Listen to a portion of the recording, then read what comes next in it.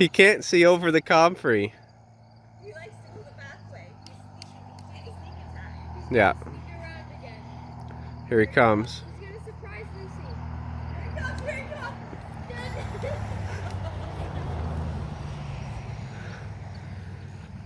Oh, he's gaining on her.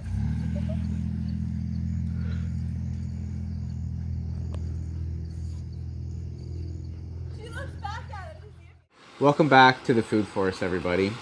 Today's video, I just wanted to give a giant thank you to you guys. One of the best parts about doing this whole thing, you know, deciding one day that I was going to take my phone out and just start videotaping plants, is that the community grew. And for whatever reason, I've attracted some of the nicest people I've ever met into my community here. This morning I was eating breakfast and answering comments like I do most days, and an email came in from one of my viewers from on the West Coast where I did a consultation job. And since that time we've kind of, you know, remained in touch. Today I got an email from her and I'm going to read you the email out loud. So here's the email. I loved the last video about mistakes that you've made. We learned so much about our mistakes and I'm no exception. I have a smaller property than you and I'm currently busy harvesting everything that I grow. Right now, we're processing basil, tomatoes, apples, potatoes, beans, as well as the neighbor's pears. This year, my permaculture food forest was the best ever. So much diversity in life, scads of wasps and bees, while I heard some people nearby had imported bees. Not comparing, of course.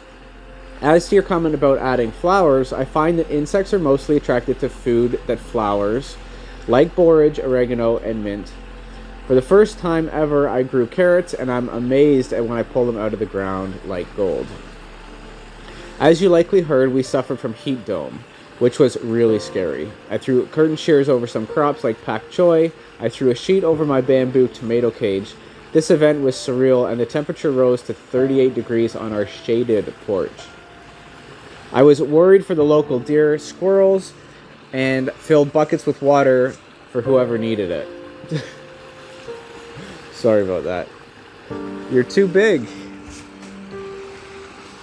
Thankfully, we were not impacted that much by fire smoke, but BC burned. Our very sad news is that we said goodbye to our beloved Jack on July 12th. It all happened in a day. At 11 a.m., we took her to the emergency and she was euthanized at 8 p.m. Cancer on her spleen and liver, and she was bleeding internally. Jack lived until she died, having just wandered around the university with me the day before, flirting with an intact poodle and making a bed for another dog's ball. So I take comfort in that, and that she likely didn't feel a lot of pain. But of course, I'm blown apart at the loss. She's honestly gone everywhere with me for the last 13 years. I still have that upscale Eco Daisy pet bed beside my desk with her harness, leash, and her ashes. The garden has been good therapy.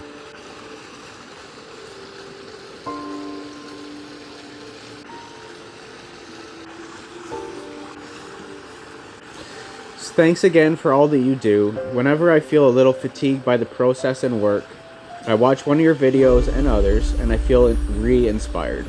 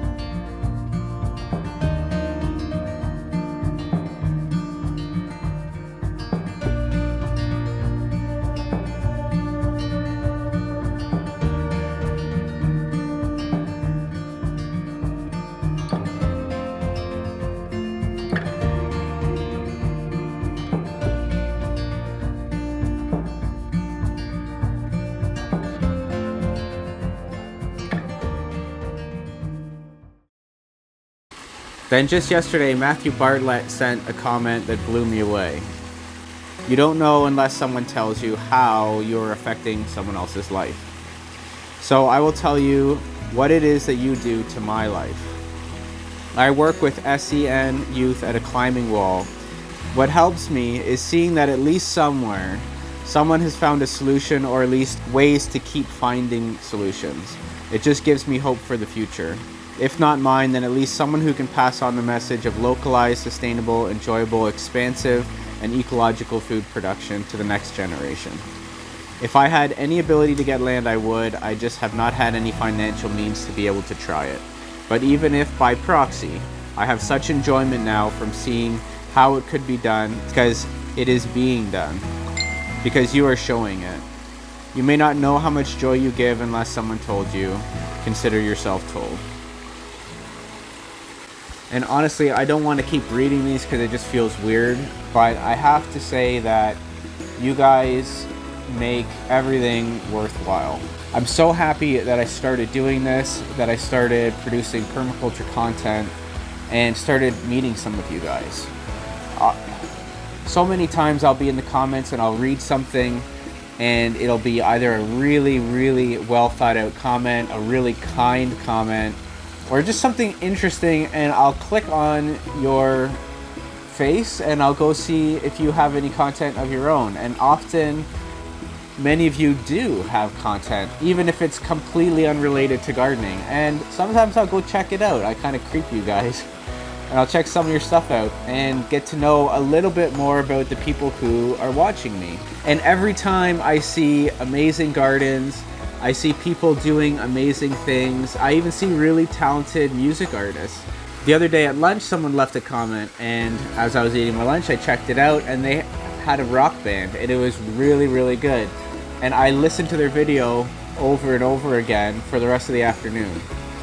You know, there's so much talent out there. There's so much that we can learn from each other. And every day I learn from you guys. I have some of the most knowledgeable people in gardening in my comment section. Laura, Formidable Flora, Ann Burge, Edible Landscaping.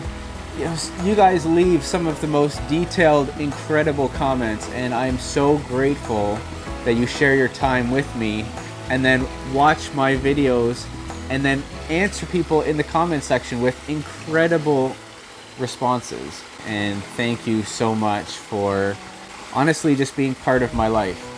I feel so grateful to have met all of you, and I look forward to the future and, you know, progressing on our permaculture journeys together for however long you guys decide to sit here watching me. It's going to be a great future. We just have to build it in the way that we want it. Thanks for watching, guys.